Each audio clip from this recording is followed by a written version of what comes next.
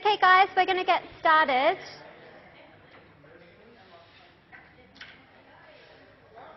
Sorry about that. It wasn't user error, just so you know.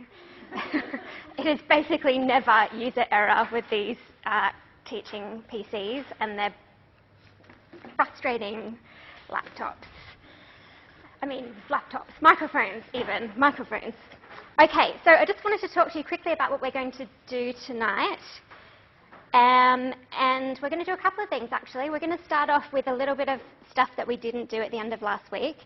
And then we're going to hand over to these guys, who are the Learning Analytics Toolkit team, Connected Learning Analytics even. So I'll introduce them in a second. But before we do that, I wanted to cover some content from last week, as I said. And I wanted to kind of introduce you to the concept of programs, products and services, or the concepts, and to talk a little bit about the perspective that will be coming from this semester. So first of all, some dictionary definitions.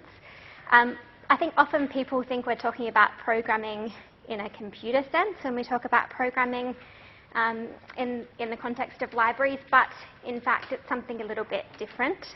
So programs are series of events or sets of related measures or activities with a long-term aim. So we often talk about events in the singular as plural. Sorry, in the singular as plural, in the singular as programs. I'm all flustered now from silly microphones. But the definition term of program implies something that is more long-term than that. So can anyone think of any ideas of what we might be talking about when we talk about programs in libraries? Like the State Library's Find Your Soldier online? Yep, the Find Your Soldier program. Yep. Anything like Tech-Savvy Seniors? Yep, like Tech-Savvy Seniors programs. Or like the programs for toddlers that they run? Yep, so toddlers programs. Cool. Yep, story time and stuff like that. Yep, absolutely. So sometimes you'll hear people refer to a program and they are referring to a story time or a event in the singular, and sometimes you'll hear them refer to a program of events or a program like our children's program, which might encapsulate lots of different things. And as I was saying last week, this is not a domain, not an area of the discipline where there is much theory. So dictionary definitions are about as good as it gets in terms of defining these things. And you'll see as you engage with the literature and some of the grey literature on blogs and professional literature that the terms are used a little bit differently. In Australia, of course, we most often see program with a singular M at the end. Products can be defined as an article or substance manufactured or refined for sale, which might be something that seems a little bit foreign in the context of a library. Can anyone think of what a product might be? An example of a product? Not necessarily for sale. In our context, they're not always for sale. An article or substance manufactured or refined for sale. Yep, so we might consider the books as in the collection as a product. Yeah? Meeting room? Yes, a meeting room. So a facility could be a product as well. What about something like a subject guide? Has anyone used a subject guide before? They're guides to, funnily enough, subjects. For example, we have a guide related to research methods in information studies that the library makes available. So it's a guide full of books and articles and all sorts of different things that have been selected as resources for students doing our project units, and that's a subject guide. Sheree? Time spent researching. Yeah, time spent researching, I think, is a good example of where there's overlap between the different terminology. Like I said, there isn't a real fixed area of theory here, and so we could refer to time spent researching as a product. You could also refer to it as a service. And that's the case for a lot of these things. You can see, for example, the library's subject guides might be services, or you could consider them as a suite of products. So we have the suggestion of Storytime for Kids as being a product. I'd probably call that a program rather than a product, but like I said, there aren't any particularly hard and fast rules here. But the collection is one of our most important products and one that we do a lot of programming around in libraries, so to promote the collection and to get people to use the collection. So is the database a product? Yeah, databases could be considered to be products, absolutely. So service. I've got a couple of definitions here. I'm not sure if can the product be intangible? That's a really good question. We should talk about that some more in our Twitter chat. So our skills, the skills that we have, you mean? Our literature skills? Or the ones that the customers might acquire? So the interesting thing about libraries is that very often people don't pay for our services, but not directly. They do actually pay for them somewhere. So we pay for them with taxes, we pay for them with rates, we pay for them with student fees. Somewhere along the line we are actually paying for them. So I think it is always interesting to think about the idea of things being for sale and where in the chain do we actually do that paying. That's interesting, Leela. We should talk about that some more in the coming weeks.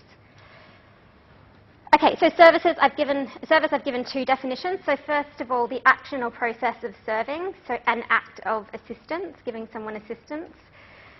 A system supplying a public need such as transport or utilities such as electricity and water, a public department or organisation run by the state. So I've been fairly deliberate about the definition of service that I picked there because I want to talk about the idea of utilities, like electricity and water, and what our role is in an increasingly digital world. But before we move on to that, can anyone think of some examples of things that are explicitly services? E-books you could consider to be either a service or a product. Yeah. Lisa? Yep, the home library service. That's a great example. Yep. Some online reference services. What services in particular count as reference, Michelle? I'm going to let you type and I'll come back to you.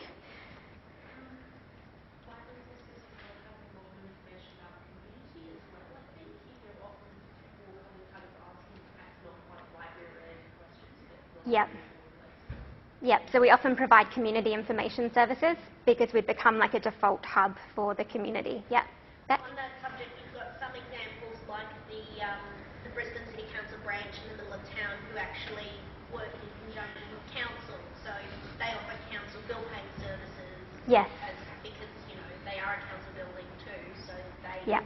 let their real estate out for those sorts of services. Yep, so Beck was just talking about the city library where they have council bill paying services there as well. Internet stations, mobile libraries, these are good examples. Public computer access is a really important one. Michelle has defined reference as when you ask the librarian to help you research something, so that's one definition of reference. Next week we're going to talk more about reference. Some other definitions might be reference services now, I guess, have diversified because we get fewer reference questions, fewer research type questions at reference desks, and we tend to do other things with that as well, so we'll explore that some more next week. Putting things on hold or getting things from the other branches, yes, that's services. Things like interlibrary loan along the same lines. Anything anyone wants to add? So on the Brisbane City Council website, under services, they put their archives and research catalogue. But is that a non-library definition of services? The comment was that on the Brisbane City Council Libraries website, they've got their catalogue listed under services. I think that's just about findability. So that's just, let's put it where people may go looking for it. Yeah. And what about their archives? That would be more of a product? Well, it can be considered as a service in terms of the service that it does, in terms of offering the archive or that the services related to the archive, but it could also be a product. So these are not, there is no hard and fast definition. And when I do this activity, I usually do an A to Z of programs, products and services and try to get you to come up with something for every letter, for every type. And what we find is that we end up with massive crossover. And that's just the way it is, which is why we which is why I will rarely say information services or information programs.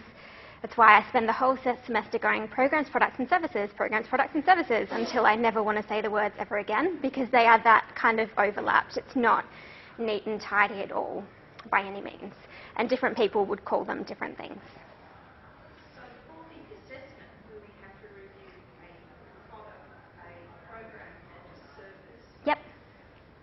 You're happy to see products as part of the services? So the question was for the assignment where you have to review a program and a service, am I happy for you to include a product as a service? If you think it's a service and you can make an argument for why you've chosen it, then that's absolutely fine. Yeah.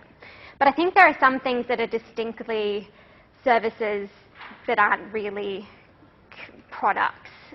So it is grey. There is no, like I said, there's absolutely no theory in this space at all. And we use the three terms together to be inclusive and to catch them all, rather than to neatly define. And there does tend to be more overlap between products and services than the other types. So I wanted to just talk really briefly about the role of a library in an increasingly digital world, and some of the premises on which we will be operating this semester.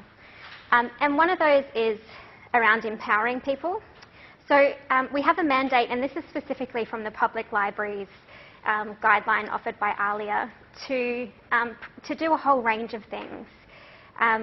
To provide access to a wide and varied range of information, but not just information, to ideas, opinions and skills. To provide programs that improve literacy and information literacy, including lifelong learning opportunities, and to help people improve their life skills and life chances. So these are the kinds of things that you do in libraries that aren't necessarily always strictly related to the collections, which might be the things that we think of first when we think of libraries. But increasingly now, as more and more information is available online, our differentiator between competitors like online information providers, I guess the first time I really thought about this was in the context of putting a presentation together about the public library and its role in a Google world. And if you think of Google as a competitor for libraries, our point of difference is what we can do as people, and I guess this idea of being able to empower people.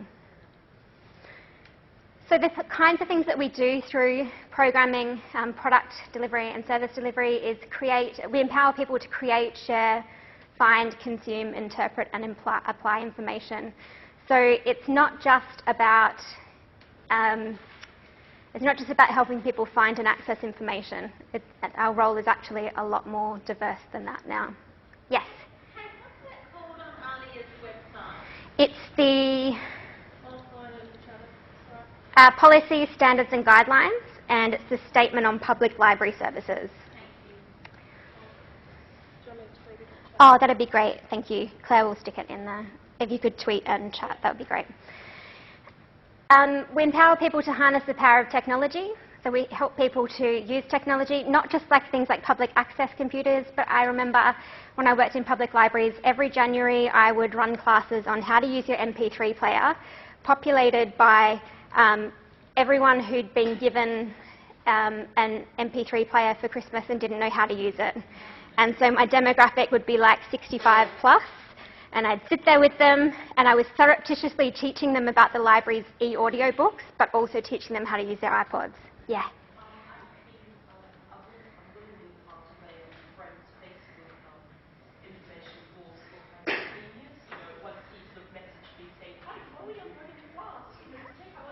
Ah, excellent.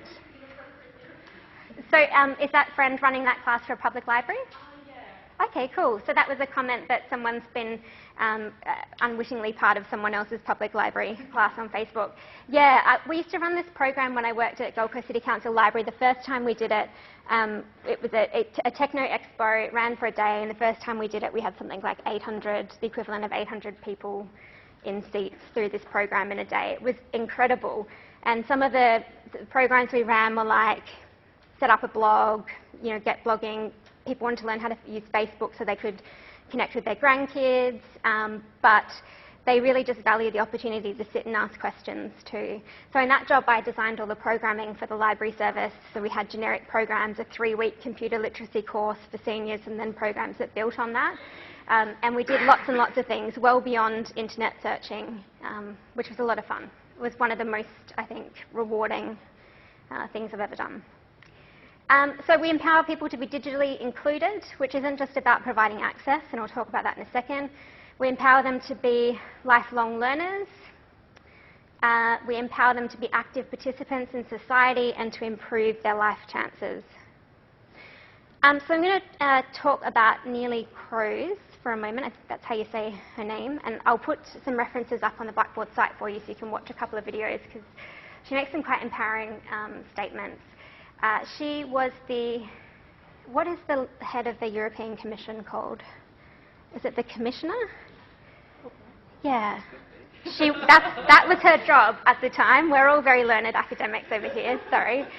And she makes the statement that the digital world is for all of us. She also makes this statement: exclusion from the digital world will have progressively worse social implications over time. It will imply exclusion from information, economic opportunity, social contact, even health, education, or government services. Most worryingly, those most at risk of this digital divide tend to be already at risk of isolation and exclusion in other ways. Thank you. And she also said this: internet access is a utility. Like access to electricity, we cannot have some citizens cut off from the mains network. And I would like to refer Telstra to this particular video when I'm trying to teach from home on a Wednesday night and my internet won't work. But not only can we have people cut off from the mains network, we can't have that, but we also can't have people who don't know how to flick the switch when they've got it, which I think is actually the bigger problem. And so the NBN is not going to fix the digital divide in this country, apart from the fact that it's not going to be what it was meant to be. It will give people access, but it's not going to give everyone access, and it's not going to teach people how to use it. So it's not just about access, it's also about efficacy. So I guess this is one of the kind of, I had to go for a tug at the heart final slide. But this is what you can be as someone who does programming and service delivery and product development in libraries, is someone who gets to empower people to be able to flick the switch when they've got it. So that is kind of the basis of where we'll move forward from for the semester. And that is where I wanted to leave it. But before I hand over to Kirsty and her team, I wanted to ask if there's any questions. No, I'll just leave you with my rah-rah picture. Why do my slides keep moving? It's very annoying. So I'll leave you with the rah-rah picture. In fact, I won't, because I'll put your slides up. But I'm going to pop those few links to the Neelie Kroes videos on the unit site for you. And we'll have a discussion about the types of programs, products and services online and in classes in the coming weeks. So it will start to make sense for you after our first Twitter chat next week, when you'll see we'll explicitly talk about products versus services and those kinds of things. Okay, so onliners, I'm just going to take 2 minutes to switch things over and we'll be right back with you. Cool, you can talk amongst yourselves for a minute. There you go, there's one for you. Oh well. Oh well.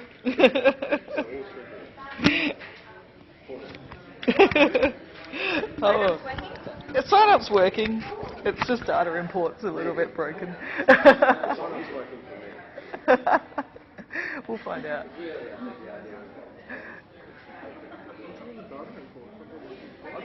No, it's working. It's just not pulling in the comments for some reason. I suspect something might have changed in the RSS, or maybe one of the functions that check. Did you change anything from 260 or whatever it was?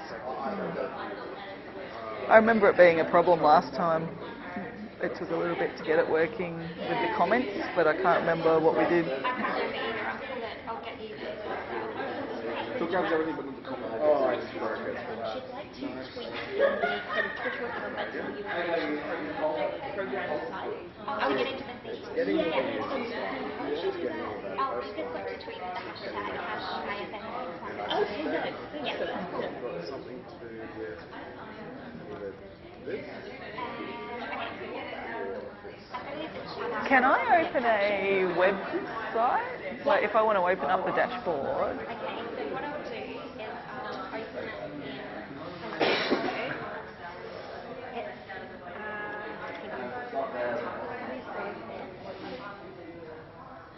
in turning this on. I'm going to take that in case the voice wants to talk. Okay. Alrighty, you're away. Okay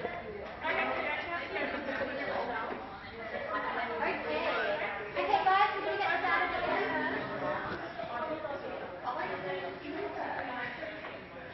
So, I think we're starting. Are we starting? We're starting. All right. So that's actually a really good lead-in for a lot of what I'm going to talk about today, because actually what you find in education technology, which is, well, learning analytics falls into a substream of that. You find that as we get better and better technology for education, actually the digital divide between the haves and the have-nots just gets worse and worse. So there's been an ongoing argument in EdTech as a field that, oh, we just need better technology and everybody will be, better and learning will be fine and we'll actually, solve all the world's problems. But actually there's very good data coming in now showing that the world's problems are actually just becoming larger as we move to a more technologically enabled society, and you see that when Kate's trying to make her lecture work at the Gold Coast and everything's failing. So what we're going to talk about today is, well, there's a dual message. So we're running a project which I'll talk about more later, which is a learning analytics project. And we actually trialled with this cohort last year. So we trialled the first run of the toolkit that we'll be talking about in a while with this with the IFN 614 group last year. And what we found, we just had a bit of a go and play kind of mentality when we did it. So people can sign up, they can collect their data, they can go and explore and find out what's going on and look at their social network. But what we found was that people weren't really doing very interesting things. So, and it's not just about the interesting things in the analytics. What we actually found was that the data was suggesting that even though you guys are actually quite an advanced cohort in terms of your information literacy and your behaviours and you're all tweeting and, it was a very active class, there wasn't a lot of interaction in terms of generating a community of inquiry and moving forward with information sharing, finding novel facts, moving ideas around, at least in what was showing up in the data. And I'll show you what that means in a minute. So what we're going to do today is we're actually going to introduce one framework that we're using in the toolkit and maybe just start thinking about how you're participating in a community of inquiry more critically, because I actually found as an academic, and I'll talk about this in a minute, that as I became aware of this particular framework, my behaviour in online communities changed. So I was quite curious about that myself. So within that context, what are we doing? How do I move? Oh, yeah. So, can you move it? Wow. Okay, so within that context, what are the great online communities you guys have been in before? Have you ever been in a really great online community? Small ones? Anyone been in any really good big ones? Facebook? So what about so Facebook is a massive community. What about sub-communities within Facebook? I wouldn't actually call Facebook itself a community, but quite often people will form. You've got your hand up? Yeah? I was just going to talk about an online community. Yeah? It was a Facebook group, and when I was living in Hong Kong, they had one which was called Hong Kong Mums. So it was really helpful for expatriates because, information wasn't really always readily available Yep. to non-Chinese speakers. Yeah, right. So an online community to help people that aren't actually a member of the actual community that they find themselves in. I can imagine that being really useful, yeah? There's one meetup we've done perhaps engage the community? Mm? Like there are certain like groups in that. Yeah. Would that count? Well, it depends, because this is the thing that I find really interesting, right? A lot of the time, the communities we find are toxic, nasty, not very nice, right? So has anyone got any examples of them? These two have plenty of examples of them. But yeah, well, this is it, right? So you can very quickly transition from a very nice, very open, very active community into a very toxic one, yeah? I was a member of an online fashion community for a particular subset of Japanese fashion called Lolita. I don't know if anyone is familiar with it, but basically, because the community exists so heavily on knowing people across a different range of places to trade the garments that they have, because the garments always run in such a short supply. We kind of, there was this necessity of having to communicate with people, but there was also, because it was a community based on superficial and looks and the fashion of it, there was this really nasty undercurrent of gossiping behind people's back. There were communities specifically designed for people who are into this fashion to slag on each other. So you feel like different people would create, and it relied on them being anonymous. Absolutely. So this was strongly encouraged throughout the Lolita community as kind of a thing of, oh, well, if you don't like it, you don't have to go to the anon boards. And Absolutely. it was just, I couldn't stay. So that anonymity is a really big feature, isn't it, in the really toxic ones quite often? What about, yeah?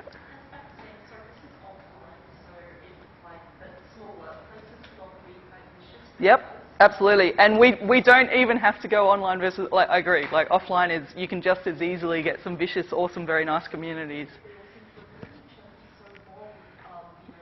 Yeah. Yeah, yeah. Oh yeah, and I grew up in Adelaide, right? And so everyone in Adelaide knows everyone because we all grew up together, right? And we actually joke about it as 2 degrees of separation, which then means if you move to Adelaide, it's almost impossible to meet new people. So you can exclude people by virtue of the fact that everyone knows each other already, right? So there's a whole heap of factors that weigh into what makes a very good community and what makes a very bad community. And it's quite hard to actually come up with a good overarching framework to think about it, right? Like this is the challenge. So how would you start classifying them? Because obviously there's probably some quite different ways to be a good community or a bad community, right? So if you go looking, there's very different types of communities, some of which are successful and some of which are less successful. Oh, I have to push that thing, don't I? Right, I get it. Okay, so we've had a bit of a discussion. In fact, I think we might just leave this. Does anyone want to kind of have more of a discussion, burning things, or like, yeah? I was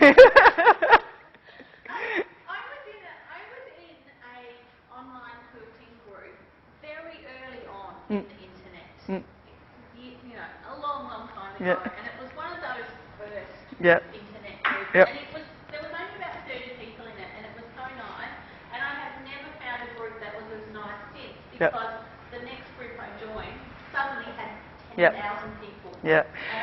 There was a big transition when news groups hit the scene, wasn't there? Like, so I remember noticing very similar things. So when the web started, well, when it was ARNet, it was essentially a very, it was the community for the few, and almost nobody was there. And quite often they already knew each other, and so so very interest driven.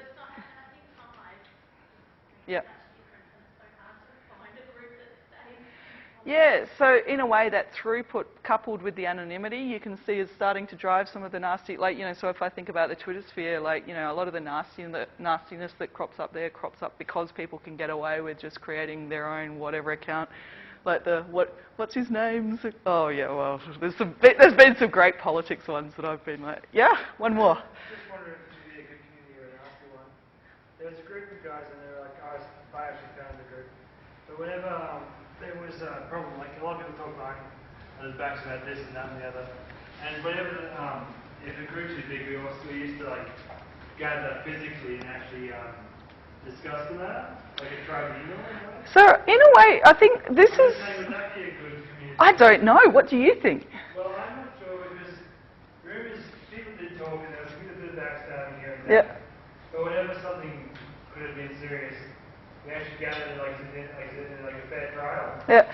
So I think, seriously, like almost every way there is of being a good community, you only need a tiny flip of what's actually going on and it will very quickly degenerate into a very toxic one. So while we can draw some sort of patterns in terms of ways in which these things can work effectively, I've been in just as many communities that were awesome where a few nasty people showed up and they very quickly declined. And I've also been in quite a few communities where the behaviour was weird and not very informative, or people were just posting a whole heap of stuff and no one was really getting informed by anything. And then we very deliberately changed the dynamics and pulled it out of that behaviour. So you can change the dynamics as well. But this is one of the things we're going to talk about, because actually, in a way, you need to be thinking about what makes a good community to be able to enact those changes, right? So here's an example. So here's an example from Reddit. So, it turned off all of my animation, didn't it? Oh, that's going to mess me up later. No, that's all right. I don't need it for these ones, but it's going to mess up the active learning stuff later, but that's okay. Okay, cool, yep. So, here is a question. So ask Reddit. Anyone played around with Reddit before? So, good community, bad community, very much depends on the subreddit, doesn't it? So there's some pretty toxic ones and there's some really useful ones, okay? Anyone got a favourite Reddit that's really helpful? So Seb over here is actually doing research on help-seeking behaviour. So if you have any really good examples of like places in Reddit or Stack Exchange or anywhere where like people are actually offering help to people, throw them at him, even on Twitter, and he'll be using that. Okay, so here we go. So what would your reaction be if you found out you had cancer? Okay. And what is the person saying? I can't even read that one now. Something, oh, we have to cook or something, get the RV. So, I mean, seriously, like, none of those comments are actually very helpful. This one's starting to become a bit interesting, would be terrified and cry, so that's someone who's being a little bit empathetic at least. But the question that occurs to me, yeah? Well, this is it, yeah. Absolutely. And if I think about this, right, so that's what leads to me asking this question. Because if I actually look at that question, I'm like, well, what would your reaction be if you found out that you had cancer? It's sort of a hypothetical. And if someone was asking that without wanting maybe to own the question themselves, you could see why they would do it that way. But, essentially the community's kind of responded by joking around with them because it was framed as a hypothetical. So, let's hypothetically, again, suppose that this person was genuinely worried that they maybe did have cancer. They haven't framed the question very well, and the behaviour they've got is also not very helpful. So I'm actually classifying this as reasonably, toxic in a way, in a community reaction. But, the interesting thing is they don't actually go, are you serious? Or, sort of actually find out, is this person seriously worried? They actually just joke, right? And that's the thing I find quite interesting about that response. Okay, here's another one. Oh, no, here we go. I can't even remember what I had in the slides anymore. Okay, so here is a framework that we're going to use today. There are lots of frameworks for thinking about these kinds of things. And in fact, I was recently reviewing a paper that was showing that something like 4 or 5 different frameworks that you could use in analysing text and community behaviours and stuff are all fairly equivalent in terms of the data patterns are quite correlated. But if we think about what's called the community of inquiry model, what it gives you is a quite nice way of breaking down those characteristics we've been talking about into 3 main factors, right? And so what we do is we think in terms of the social presence of a community, so how the participants actually sort of able to project themselves into that community, the teaching presence, so what kind of a community is the teaching team setting up? Are they like just shouting at you all, or do they shut you down when you say something silly, or are they actually enabling you to explore and open up like new queries, maybe letting you actually change or divert the whole lesson? Yeah, like what kind of a presence is there? And then cognitive presence. And cognitive presence is the thing that's quite interesting from an analytics perspective, because this one is all about the extent to which you're able to construct meaning. So sustained reflection, discourse, in a critical community of inquiry, right? Now, if you think about this class and what you're trying to do in this class, really you're trying to generate some sort of a critical community of inquiry, aren't you? Like you're trying to explore issues, learn, help each other learn, evolve in like your understandings of issues. So what we would be hoping as we go through this class is that you guys are all going to be displaying high levels of cognitive presence. Would that be... Maybe you won't. Maybe you don't want to. Like, that's all fine too. But this would be the expectation that we had when we were looking at the class last year, right? Now, question. Huh? The bar chart? What pie chart? What?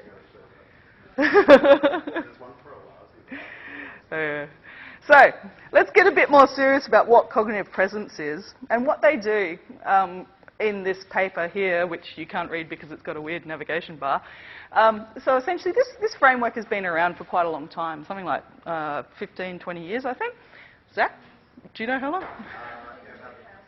2000? Yes, a long time. It's been around for a long time. And the idea would be, if you're looking at this extent to which you can sort of construct meaning, you're kind of expecting within this framework some sort of triggering exploration, integration, resolution, progression through a question, right? So for example, that person asking about cancer is triggering an exploration, right? So they ask a question, frame some sort of a like, ooh, what's going on?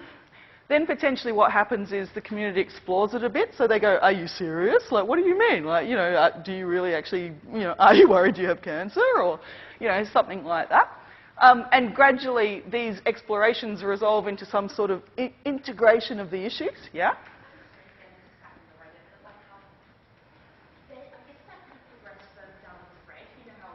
Yeah, that was the total of that thread for that one. Yeah, so that one was over. I think it was, but yeah, like absolutely.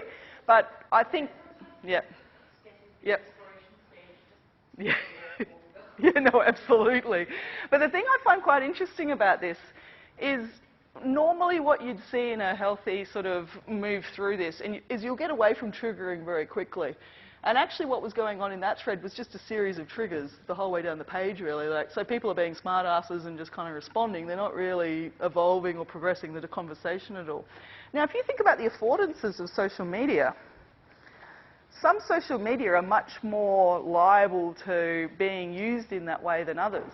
Can you think of examples?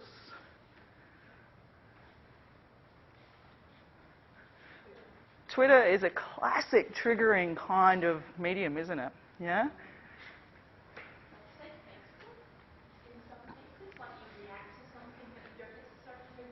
Yeah, absolutely. So what you can see is certain medium and also certain communities will be much more prone to stay in that area.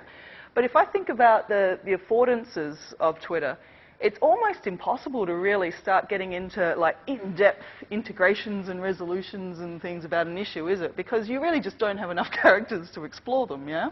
Yeah? I would say that Reddit's ugly cousin 4chan. Well, funnily enough. Because the word I'm looking for, the archives don't really exist. Like, there are some archives for Reddit, for 4chan stuff. The concept, the public concept of 4chan is that things disappear very quickly. Absolutely, and the way it's structured, the affordances of the actual discussion forum are quite different if you think about them, right?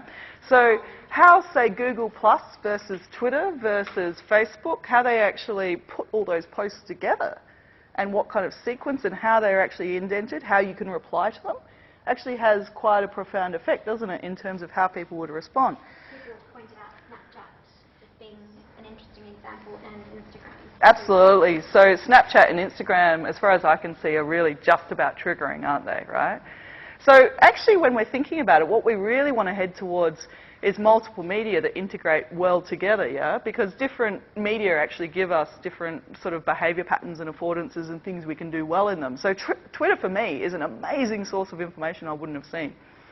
So I find heaps of stuff that I never would have come across on Twitter because my other communities that I tend to hang out in tend to be with people I already know, and so you'll end up with these sort of self-imposed walls that build up just because you're talking to people like yourself. Although Twitter has a bit of a tendency to do that too. How many people follow people that they hate on Twitter? Just as an aside. It's quite a good, interesting practice to get into.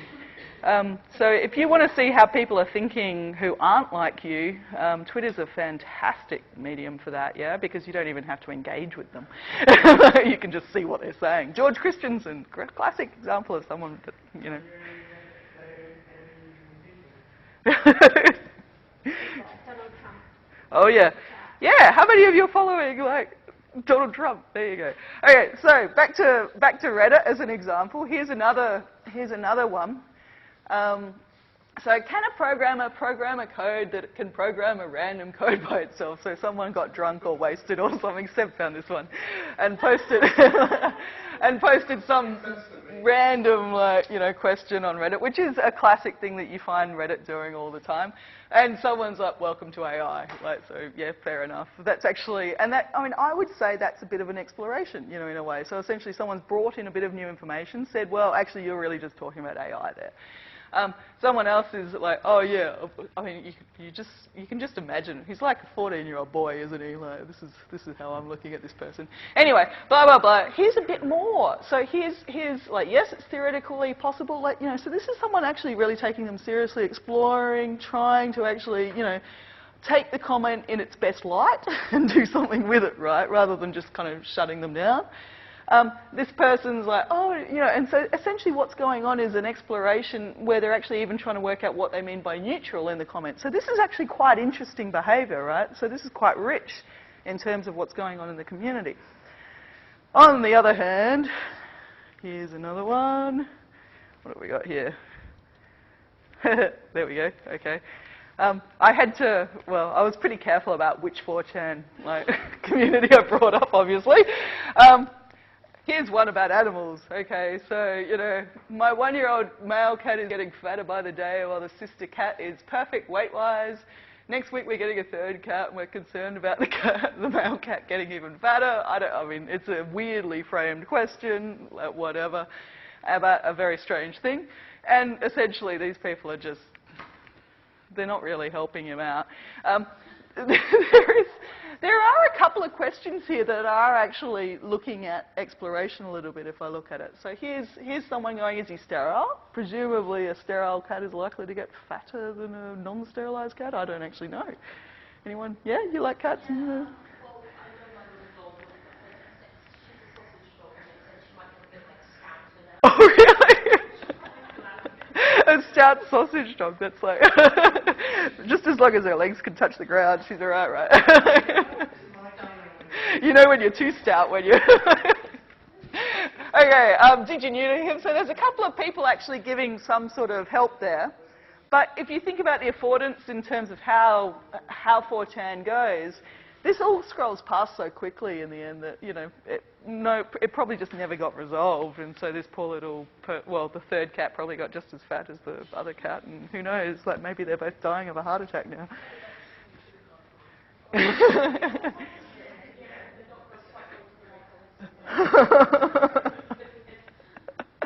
Now, so there's an interesting question here about, is 4chan, what did they expect? And I actually think that's a good question.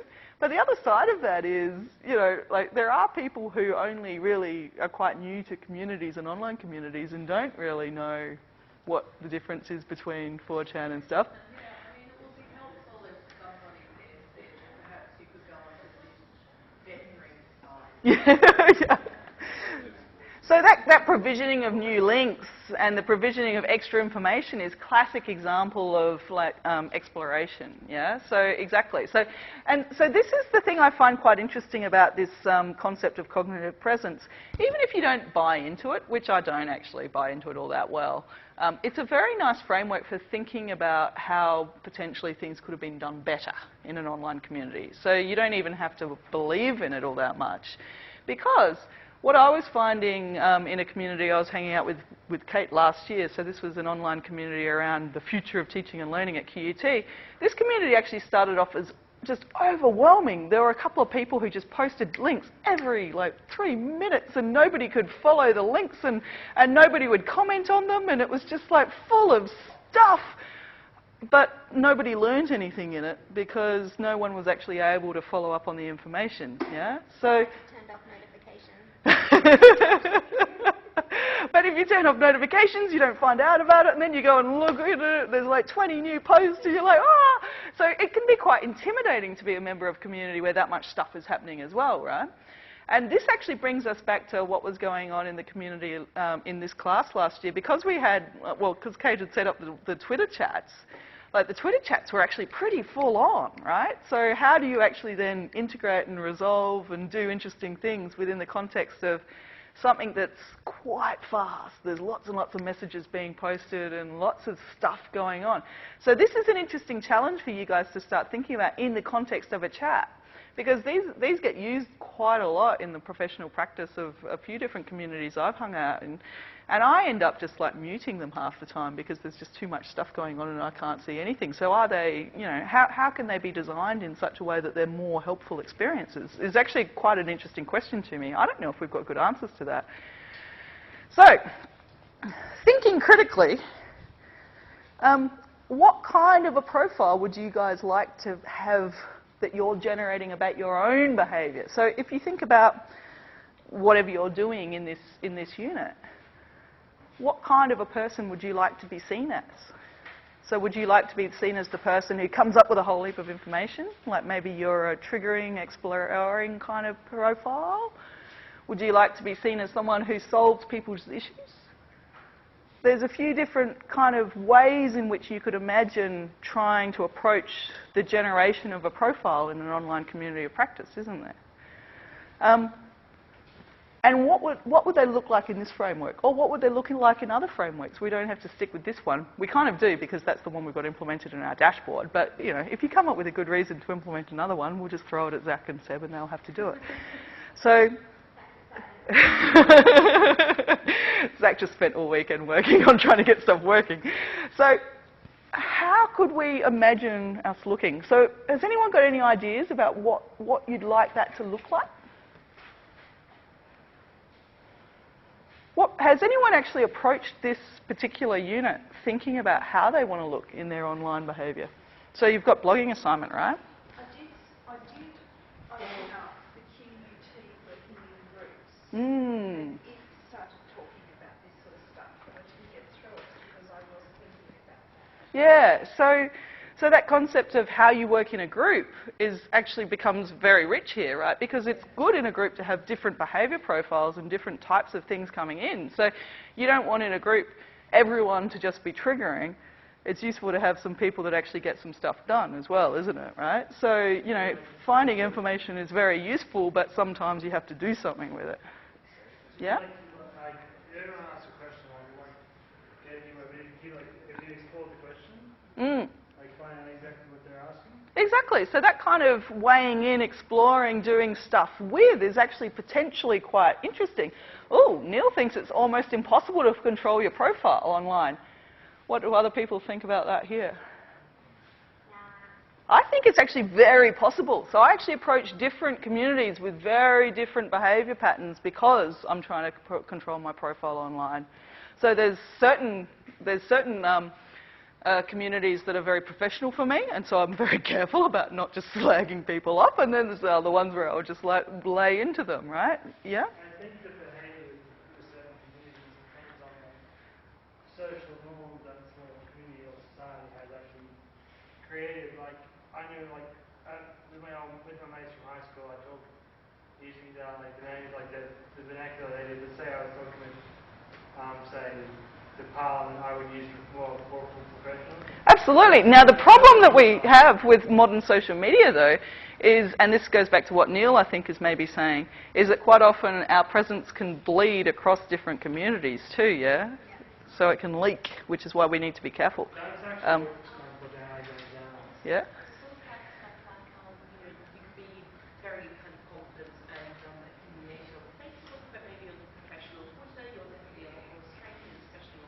Yep. Yep. So how many flame wars have people seen on LinkedIn? You've seen a few? I haven't seen any, but I don't use LinkedIn much.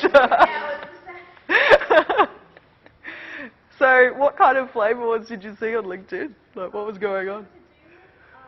Women being sort of fed up with the way men use LinkedIn as like Yep. Yep, okay.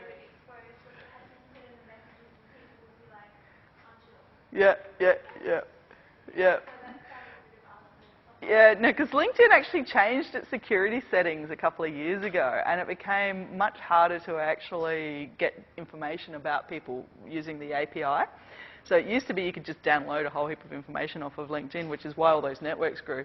Well, actually, no, that was why the networks grew after they shut down the API, because essentially you can just download information about people if you have access to them via a link with them in the social network. So, you know, when you got all those like invitations, join my network, that's essentially kind of giving LinkedIn access to permissions. So if those people have a particular app and they're linked to you on LinkedIn, potentially that app can then start to access information about you via the API. Depends on the permissions and stuff, but there's interesting things going on there now.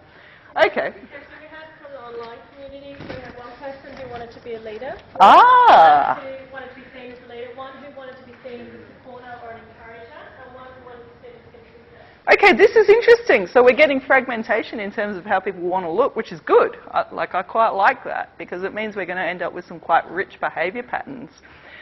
Now, the interesting thing is, what would that look like in a dashboard? And in fact, you guys are going to have to blog about this, I think, for your assignment this week. What would you like your profile to look like? What kinds of like levels of triggering, exploration, blah, blah, blah, would you like to be seen as? What percentages, potentially, would be one way to think about it. So it would be possible for you in this unit to hypothesize about what that profile would look like, and then to explore that. So each week, if I try something, what does it look like? What shows up in my dashboard? How many people do I connect to that week? How many people use my ideas? If I create a meme, does it spread to everyone else in the unit? There's lots of ways of thinking about how you might be participating and how other people might be using your information. So these are questions for you to be considering. I don't have any answers about this, but this is something that you need to be thinking about. So, with that, why doesn't everyone just draw something? What would it look like? Think of a dashboard. Would it look like a pie chart? Would it look like a spider diagram? What could it look like? A classification of some sort of your behaviour in an online community. What would make sense to you? So if we think in the framework of cognitive presence, how many triggering, what kind of a percentage of triggering would you like to be showing? What kind of a percentage of resolutions would you like to be displaying? And would it depend on the context? So maybe you're taking on a different task and you'd be expecting that to be looking differently. Oh, straight horizontal line so far. Okay, yeah. A straight horizontal line is a very well balanced profile, Helen. That's what I want to say, like equal part of everything. Like, don't trigger something, like, in ways, triggering something is, don't start something you can't stop. Oh, but sometimes it's fun to start things you can't stop. I seem to do that all my life. But the other thing about this is a straight line may actually be quite skewed from the reality. So if you think about it, it's probably, especially in something like Twitter, much more likely that you're going to have lots of triggering posts. So if you actually manage to generate a straight line profile across all 4 types of cognitive presence using Twitter, you're doing something quite unusual, would be the expectation there, yeah? Does that make sense?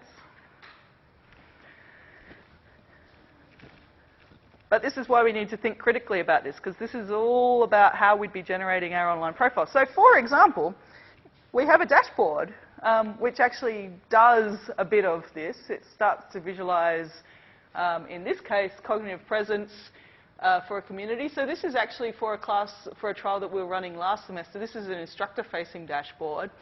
And what you see here is a classification of the triggering, oh, it's very hard to read at this resolution, other stuff. And this is an other, so this is things that didn't fit into that general classification scheme, right? Which is what you'd expect, right? There'll be a whole heap of posts that don't trigger, don't really explore. It's just someone going, duh, or like whatever, right? So the classifier is essentially just putting them down as others.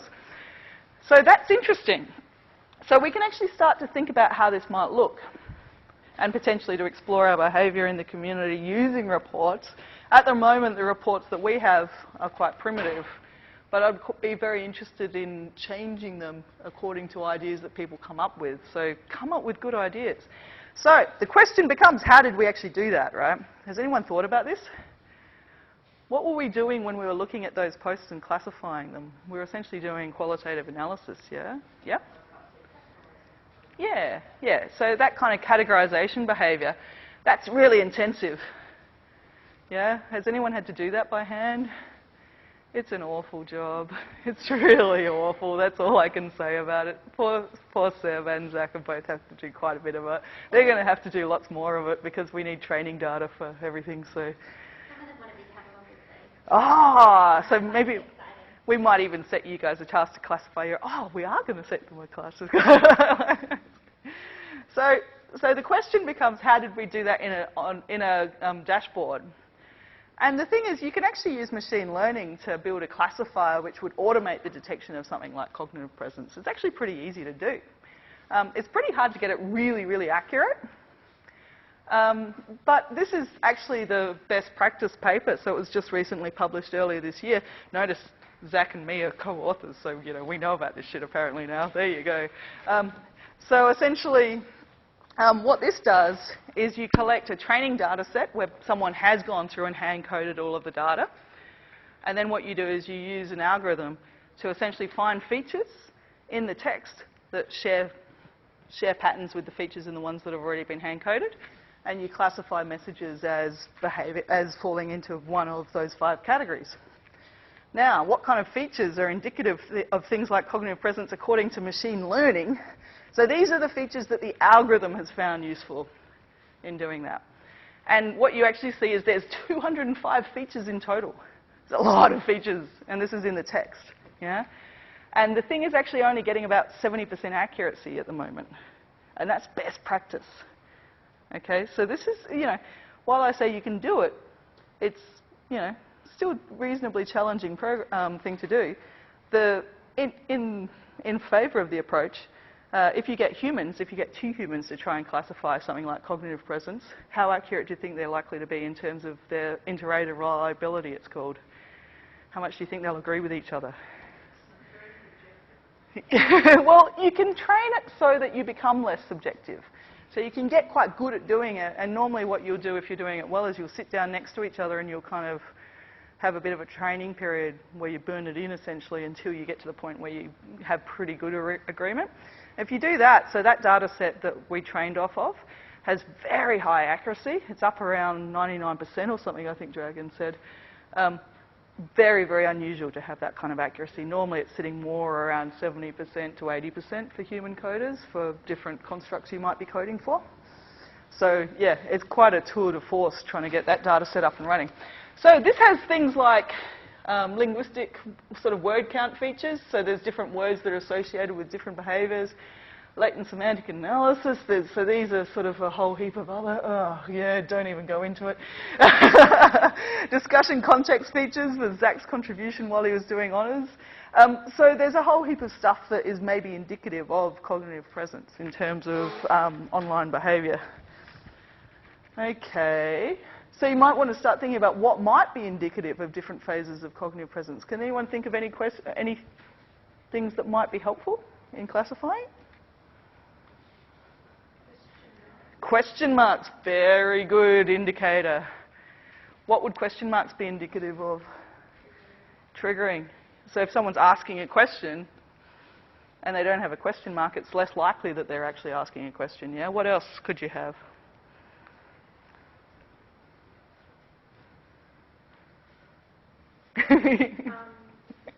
Someone's talking about cognitive donuts. Now links are an excellent idea.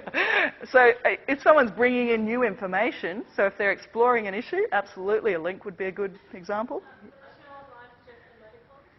Emoticons, absolutely. So what would emoticons be indicative of? Maybe. There could be more in the social presence side of things, so they're making an environment that people are kind of feeling like they can participate in. I'm not sure if they're actually used in the automated classification, but yeah, so there's a lot of mode, tone, concepts is another big one. So if you think about the named entity count, the number of actual things that are talked about in your posts starts to indicate that maybe you're actually talking about you're actually elaborating in the discussion a little bit. So that's maybe indicative of things like exploring and integrating. If you've got a lot more concepts, you're bringing in new concepts.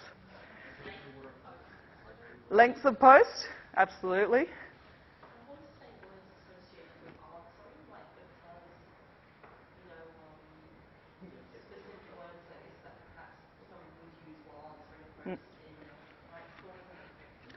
So absolutely, and actually this kind of comes in with the LSA similarity. So if you've got a post that follows on from another post and has a lot of similarity between the two sets of text, it's sort of indicative of someone taking concepts that were above and reusing them in their, yeah? Okay, so lots of things. You can go and read the paper if you want. We can put it up on the site probably. It's on ePrints, but you have to send Zach an email or something and ask for a copy of it.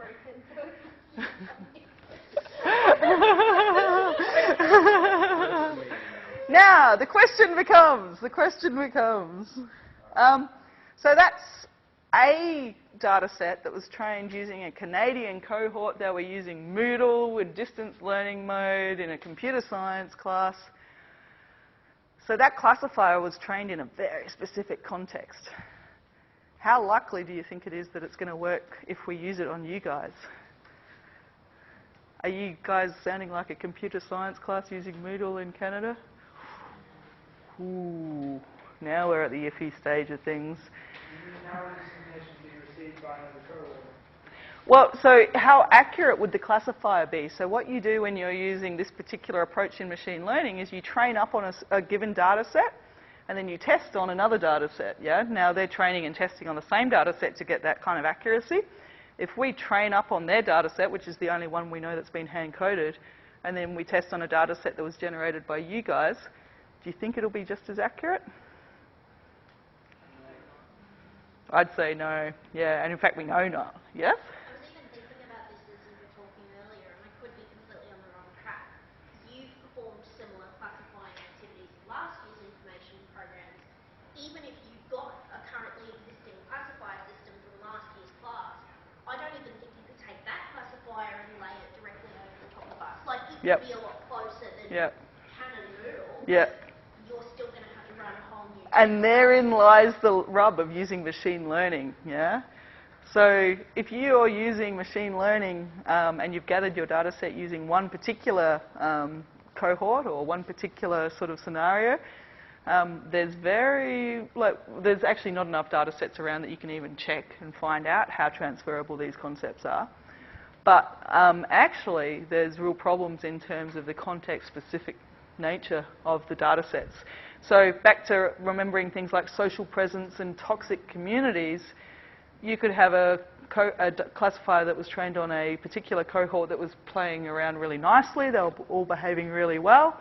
And then suddenly next year's class, has a couple of people who are just nasty and keep saying horrible things and shutting everyone down, and the behaviour patterns of that class are going to change quite substantially, aren't they? Now, this is a bit of an area for debate at the moment. So Dragon, who's one of the other co-authors of that paper, he thinks that the features that are used in that classifier are going to be quite stable.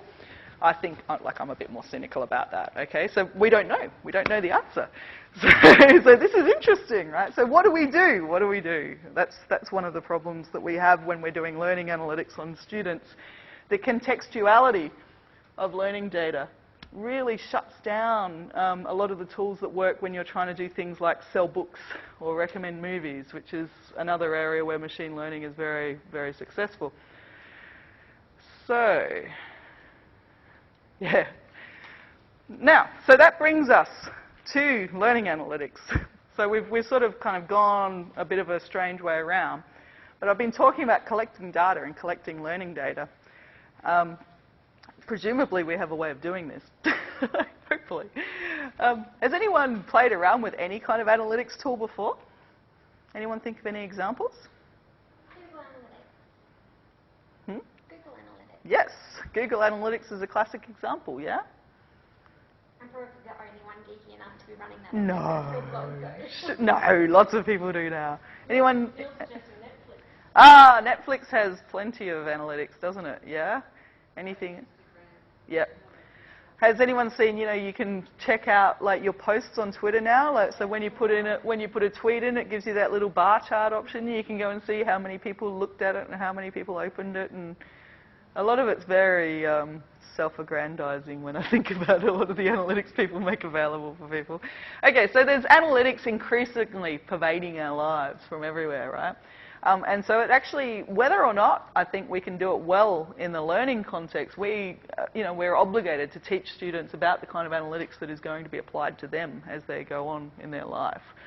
For example, in a library, how many books get thrown out on the basis that nobody's using them anymore? Yeah, this is an old analytic that's been used quite well in the past.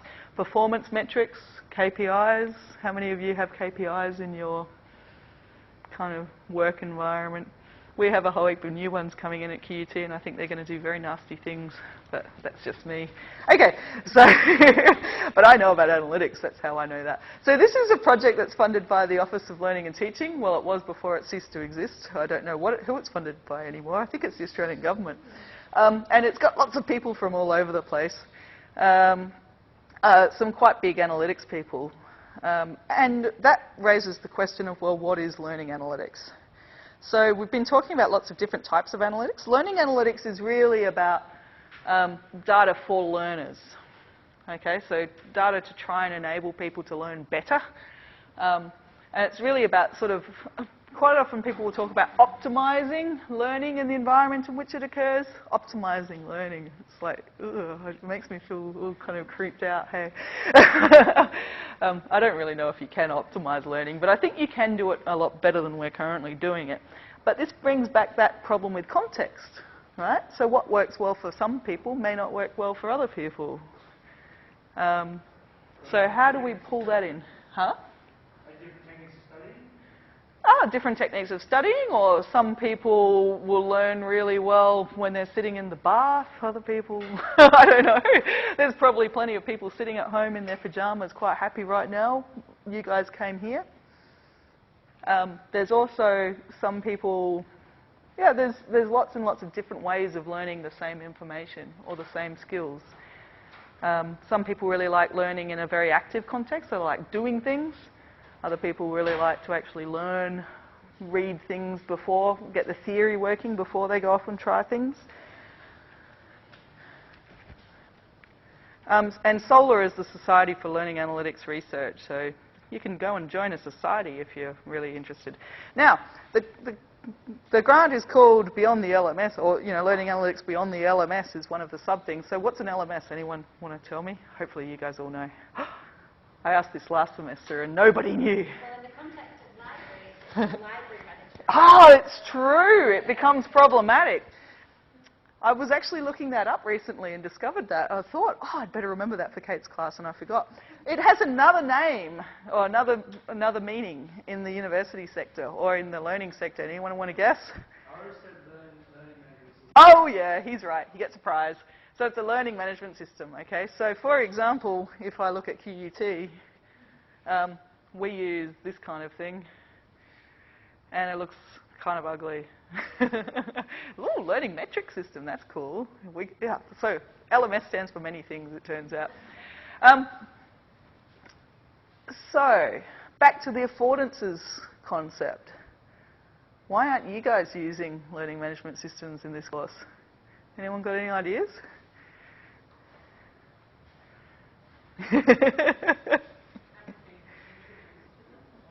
Are you doing other courses at QUT? Michelle has given the correct answer.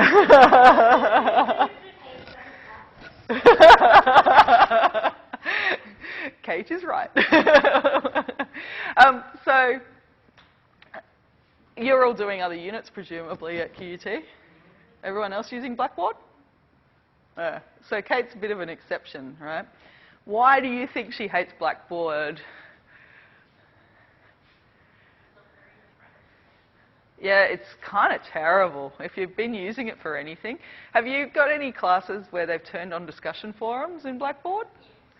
Yes. It's just woeful, isn't it? Like, it's amazing. You have to like go and click on the thing and you can't even see the discussion thread, and like it's got about 3 layers of annoyance built into it. The other reason I think is it changes almost every 6 months. And it's easy if you want to hide some piece of information, put it on Blackboard, no one will ever find it. And a lot of that's to do with, it's actually, you think it's bad to use from a student experience.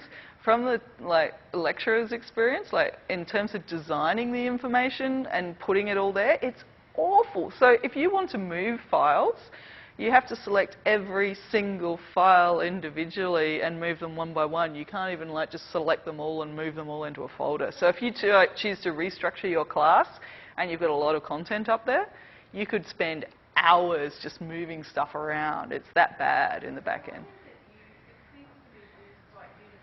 Ubiquitously, one might say. Policy. A lot of the time it's policy. It's like people that just don't have the beginning on, and that's how bad it is.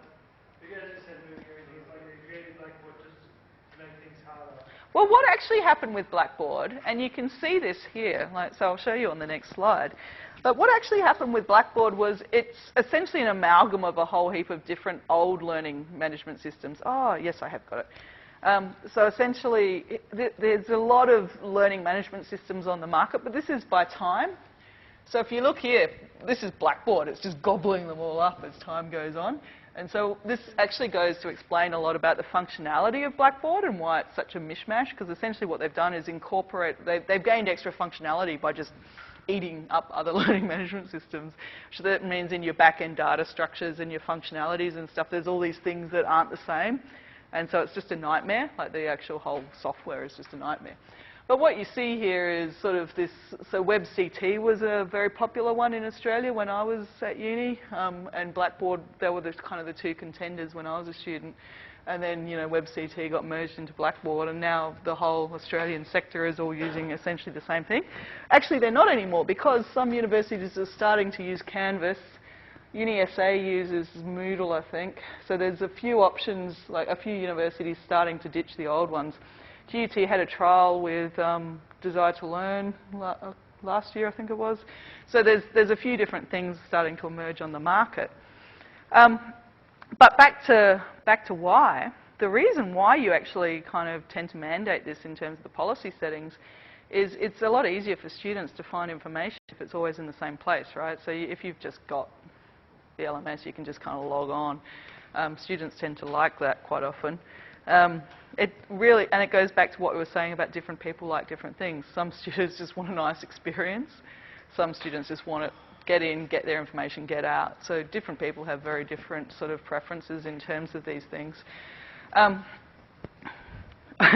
Every time I log into Blackboard, a little bit of me dies, is what I think. So, you know, that's my feelings are very similar to Kate's, which is half the reason for this project. Okay, so there's lots of different types of LMSs. Ooh, a big blob is easier than it. Yes, absolutely. It's very hard to change these systems is the other problem a lot of people have now. So once you've actually got your learning management system talking to your student information system, talking to your virtual, and your, there's a whole heap of different software in the back end at QUT. It's actually very complex. It's very, very hard to pull something out and put something else in. So a lot of the universities kind of got trapped as well. So you mentioned policy. Is it about keeping students within a walled garden? Yes, there's definitely a walled garden characteristic. One of the things you find, though, in the US, for example, they don't even have the Australian Qualifications Framework. So has everyone heard of that? No.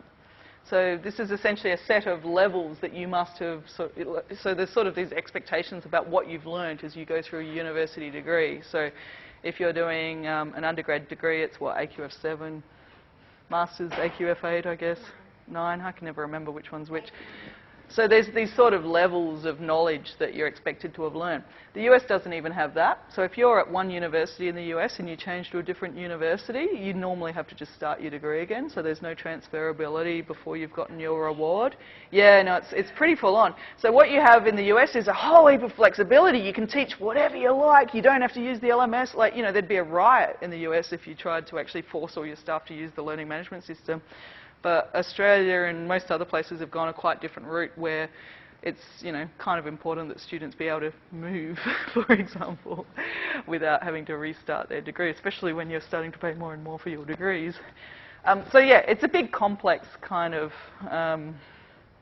it's a big complex interrelated area. But yes, certainly the walled garden thing is quite important. And if you think about the dilemma with setting up a public profile that potentially you're going to use for your practice as librarians, there is a bit of risk, right, in setting up a Twitter profile and then maybe doing something really dumb, getting hounded, like, you know. So there's, you can see why people want to be very, very careful with that.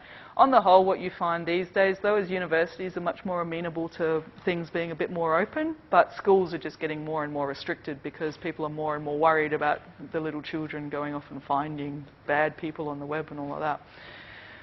Okay, so the question, though, and this goes back to the other problem in terms of why Kate isn't really in Blackboard, I don't know, my guess is, how many of you actually use a learning management system when you're doing, like, so those classes that make all those discussion forums and things available, do you use them? Yeah, because they're horrible, absolutely, right? That's pretty much how I think all of us feel about it. So we only use it when we have to because it's so horrible. So this project kind of came out of essentially these students where it was a big flagship first year course, and they'd turned on all this extra functionality in Blackboard that's not normally turned on. I got them all in groups, they're all sitting around their tables, they all exchanged Facebook accounts, and off they went, right? Now, now if you're doing learning analytics and your assumption is that you've got all of this data about what your students are doing in the learning management system, how much of the story are you actually telling? It's not very much of the story at all, yeah? So you have to be very careful about where your data came from and what it actually means and whether it's actually descriptive of what's actually going on. So if I think about you guys as a class, if e-learning services, who are the guys who are responsible for Blackboard, looked at your class on Blackboard because there is an automatic one set up, they'd see no action. But that's essentially a sign of students who are like at risk of failing.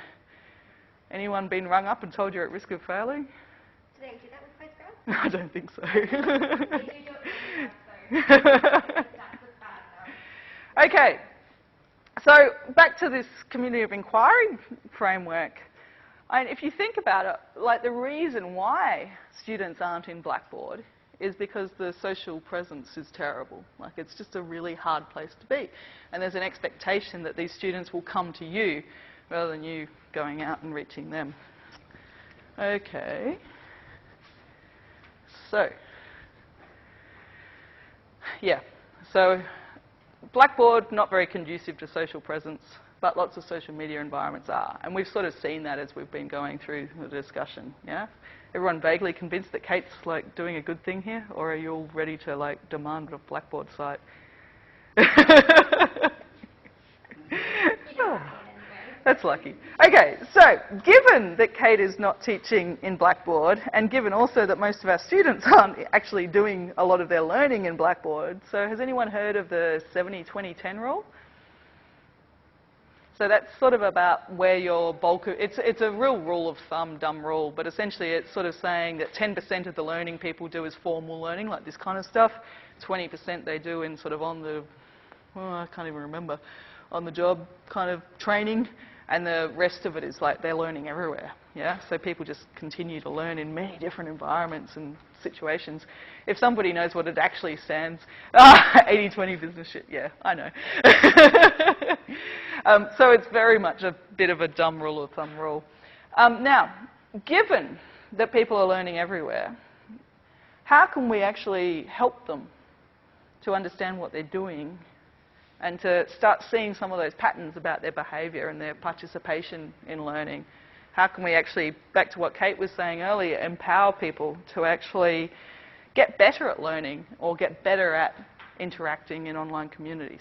This is sort of the core question of this project. And so what we do, there's a basic pattern to what the Connected Learning Analytics Toolkit does, is we interface with APIs that different social media providers have. So Facebook, YouTube, Twitter, different bits and pieces, Trello. Zach did Trello on the weekend. Good Zach. Sorry? It's like a project management tool where, yeah, and it links with Slack, which is awesome. So we're going to have Trello and Slack. So what we do is we interface with the APIs of various social media to pull the data into what's called a learning record store. And we use this new data standard called Experience API. Then we do learning analytics on the data that we've got in the back end, and then we create sort of different dashboards for academics or students or people. Right? That's the basic pattern of what's going on. And the cool thing about that is if we put a lot of thought into how that data is represented in the learning record store, we can start generating reports that go over multiple social media, right? So you guys are using WordPress and Twitter. That's okay. We can actually start looking at your activity patterns in both environments because we've put a lot of thought into how to represent that data in the back end, unlike learning management systems and Blackboard, who didn't give a toss. Okay, so this is where it all fails because stupid thing hates my thing. I can be native? How do I do that? Oh, what's going on? Now all the people who are online are like utterly lost. So this is really interesting because when I was reading the theory on COI, I was thinking this sounds fantastic, but how do we actually use it? Yeah. Because one thing that really struck me as a scientist is when you learn, you want the end result, whereas COI is about the process. Yep, absolutely. Yep, so the difference between assessing the final product versus giving people an opportunity for really rich formative feedback is one of the core problems really of like teaching and learning if you think about it. And a lot of that relates to things like KPIs. We're measuring the wrong KPIs and so then we wonder why people won't collaborate, for example, you know. So absolutely. Oh, here we go. I don't know what she did, but she did something. So for example, back to Twitter, what do I do? So what you can do is you can sign up to the toolkit and you could share your Twitter name with the toolkit. Now what happens here is we're actually very careful about the data we collect because, and this is actually one of the big problems with social media, a lot of those social media companies are collecting an awful lot of data about you guys. You all know that, right? So you're leaving amazing digital traces about what you do in your life. Okay, so what we actually do, because if you think about this, this is a problem in teaching and learning because students are quite often in Facebook doing God knows what. I don't want to know what they're doing over there. Like, I just want to know about the stuff they're doing that's important for their learning processes. Same with Twitter, right? I don't necessarily need to know what you guys are doing outside of this class. Well, I'd rather not. Like, there's plenty of people who would rather know about that, but I'm pretty strong about privacy and ethics. So what happens when you sign up for the toolkit is you essentially sign up for data scraping of your particular social media account for a particular learning context, right? So this is by design because we don't want to get all of your data. And so essentially what you do is you sign up for your Twitter account with a set of hashtags. So in this class it's, IFN 614. And then we just collect the tweets that you tweet with that hashtag, right? So there's a whole heap of other tweets you make. We don't collect them. So you need to be very careful. And you see the same thing with Kate's RSS feed. If you don't put the hashtag in, it won't show up. So you'll always have partial data when you start respecting privacy, but I think that's a price that most people are hopefully willing to pay. So you do that. Then you go off and tweet. So here we've got a CLA test before when Andrew, my old PhD student, destroyed the toolkit somehow. I can't even remember what he did. Oh no, the toolkit destroyed his Facebook page. That doesn't happen anymore. It didn't actually destroy it. He was just paying us out. And then it turns into, then the data turns into something like this. So this is a, yeah. What? Yeah, I think I messed it up. Hang on 1 second. Oh my God, look, it's so fancy. Do you think they designed that or do you think it's a bug? Like, that's what I keep... Can they see it now?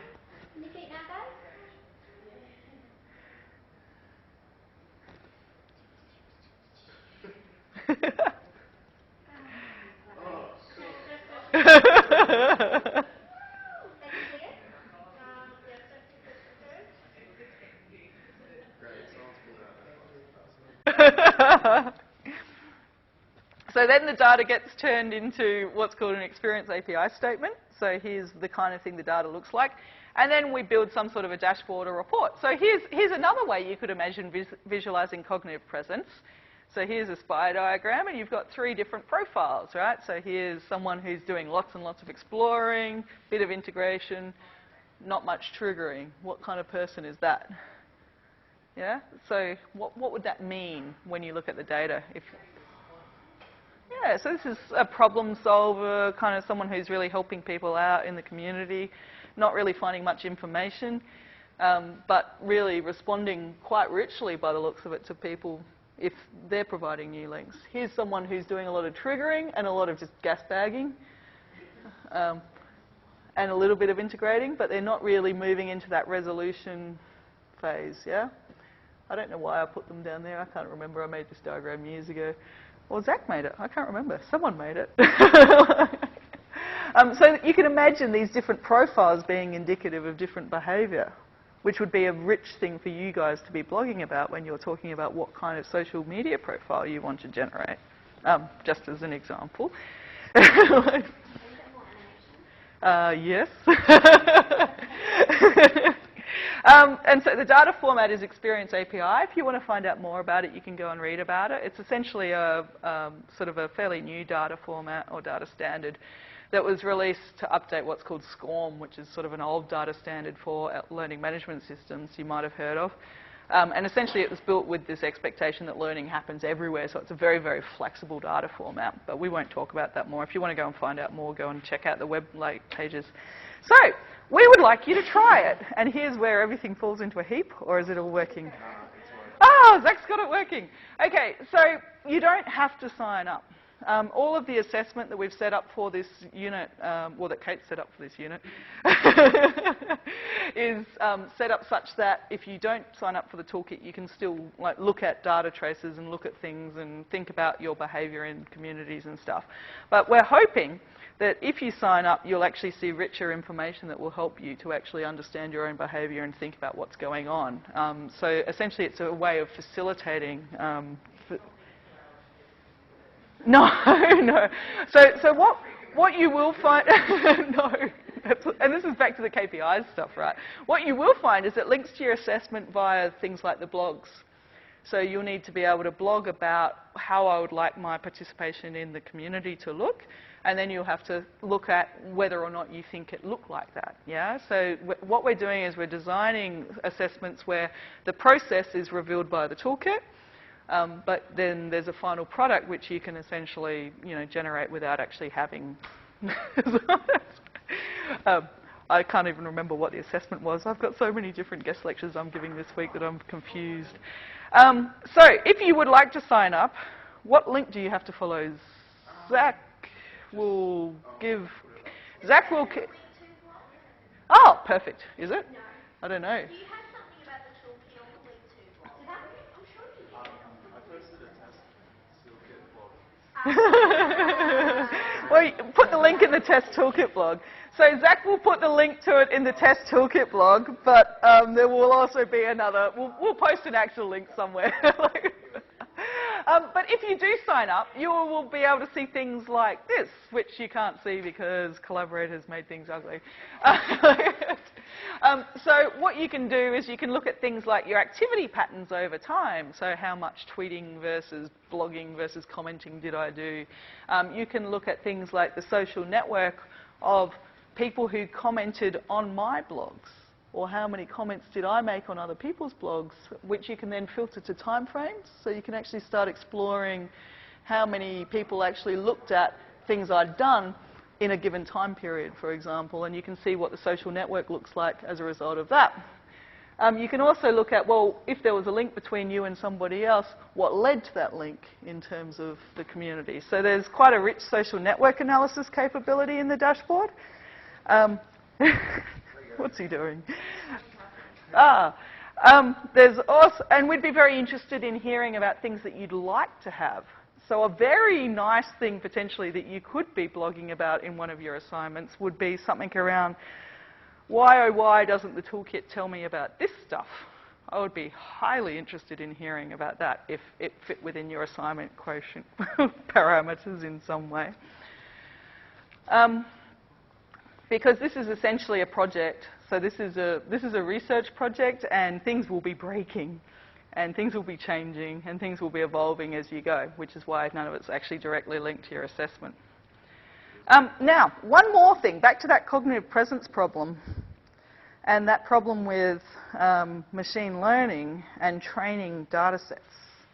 So this is a very long roundabout journey where we come back to the original point.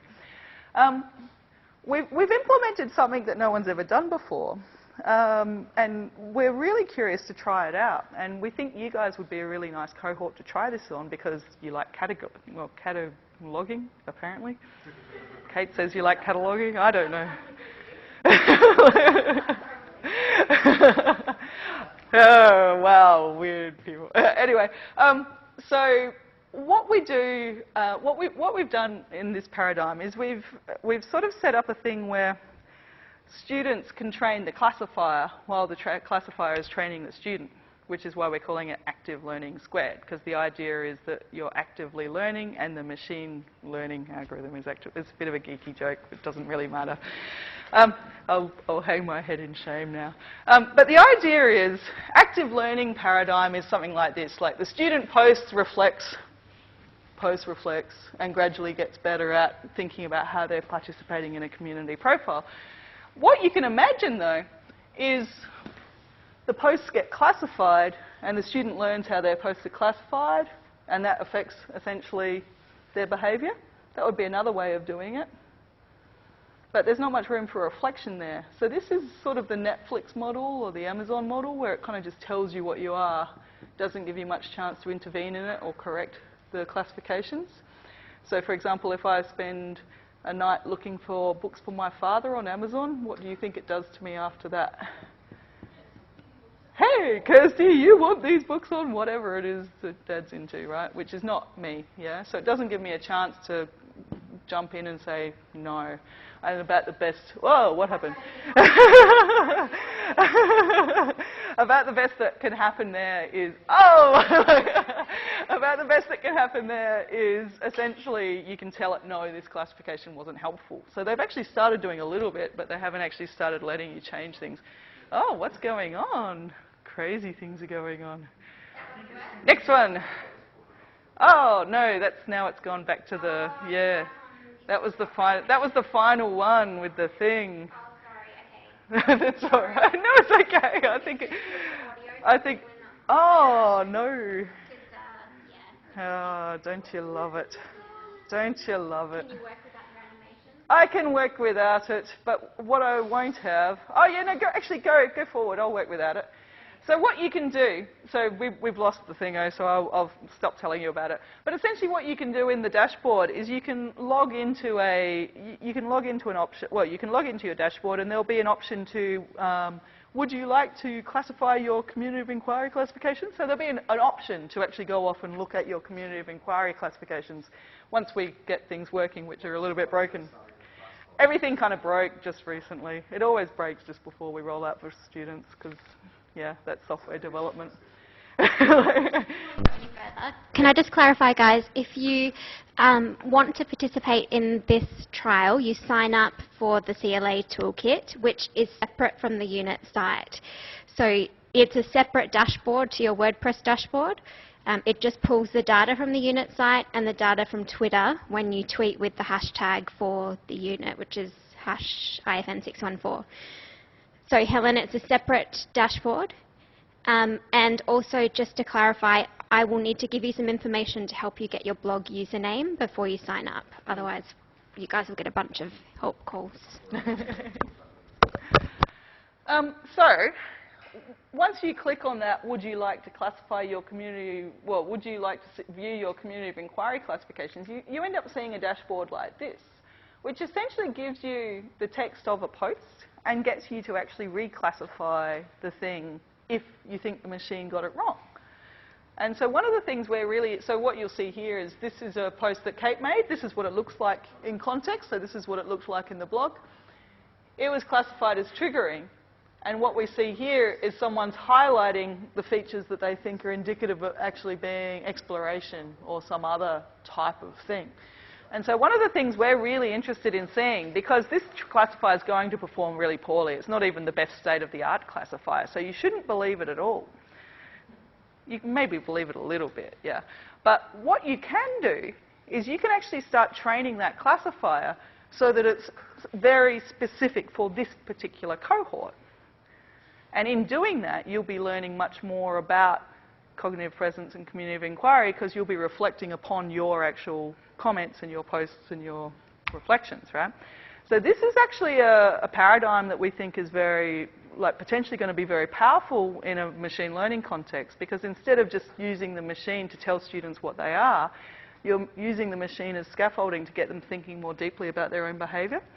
And so the plan, or the thing that we're really hoping, well, we had a very short trial that we tried with the same class last year, and what we found was the students were able to classify their own posts more accurately than the machine, so that was good. But there was only a few students, and it was only for 1 week. But what we're actually expecting is that if you get into the habit of actually going through and reclassifying your posts early in the class, probably what's going to happen is your behaviour is going to get richer, because you'll be thinking more about what a rich, meaningful interaction in a community of inquiry is. So essentially what you'll have is a research project that's generating new behaviour, which would be really cool. So that's just an invitation to the thing that we're really quite interested in exploring, and is probably going to confuse you all a lot. It's going to confuse me a lot, but it'll be very interesting with a bit of luck. Zach will be posting a link. Oh, he's writing one right now. And I think we're essentially done. Does anyone have any questions? Or yeah? Yeah. How catastrophic would it be if you had a participant in one of these teaching the classifier exercises? How catastrophic would it be if you had a shit poster who was deliberately feeding your classifier the wrong information? We don't know, but we think not terribly. So essentially, because the features, so essentially what you're doing is you're training on the feature set, right? And if you've got enough students participating, yeah, essentially what you'll see is a statistical model where the features, you know, that feature gets ranked by one student up, but is kind of useless for all the rest of them. So hopefully it doesn't go away, but we don't actually know. So it could, yeah. So there's lots of ways in which it could actually affect other posts.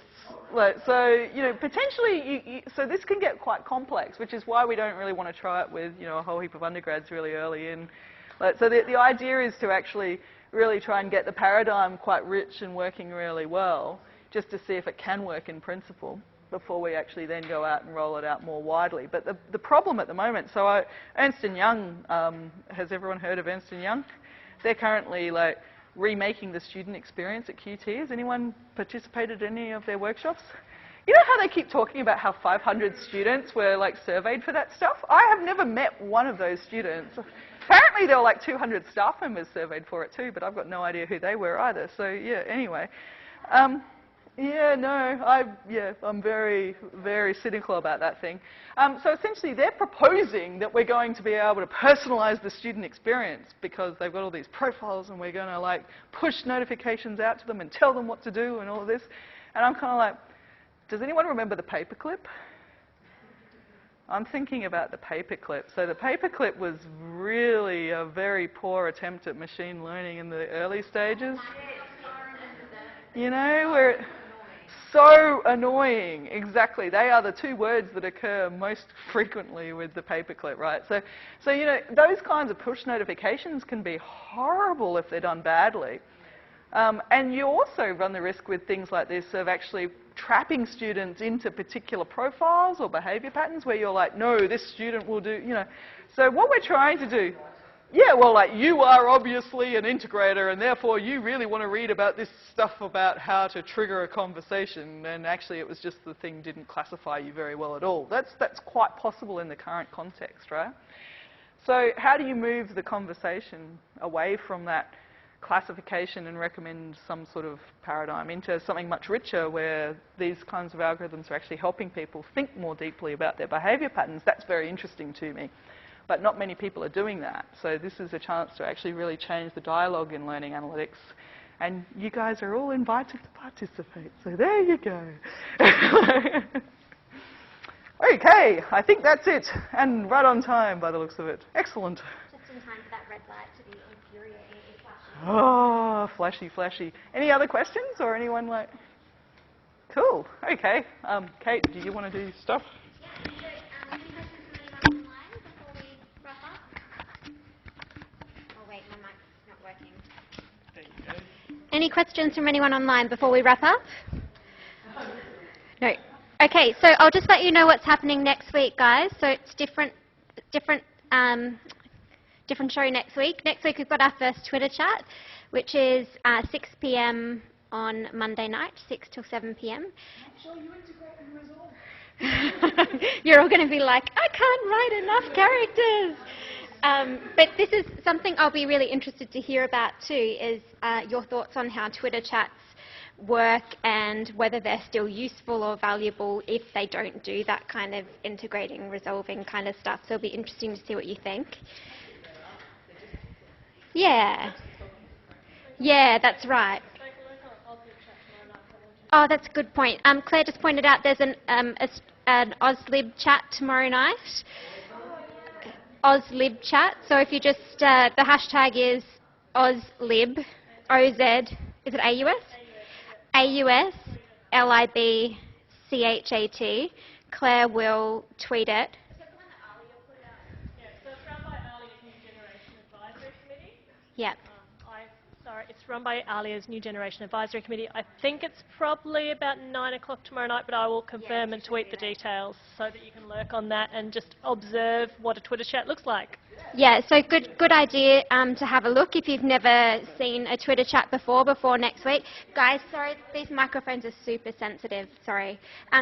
So good idea to lurk tomorrow night if you haven't done a Twitter chat before. So 6 p.m. till 7 p.m. next week.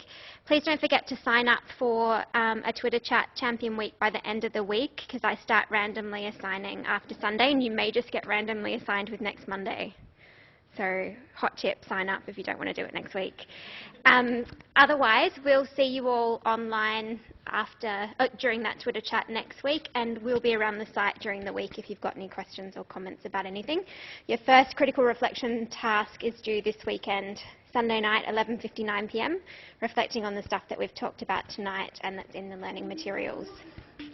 Yeah, so thinking about how you want to contribute this semester. Cool. Okay, thanks so much for your time, and we'll see you online next week. All the details are on the week 2 page, Neil, so it's 500 word limit for all of the reflections.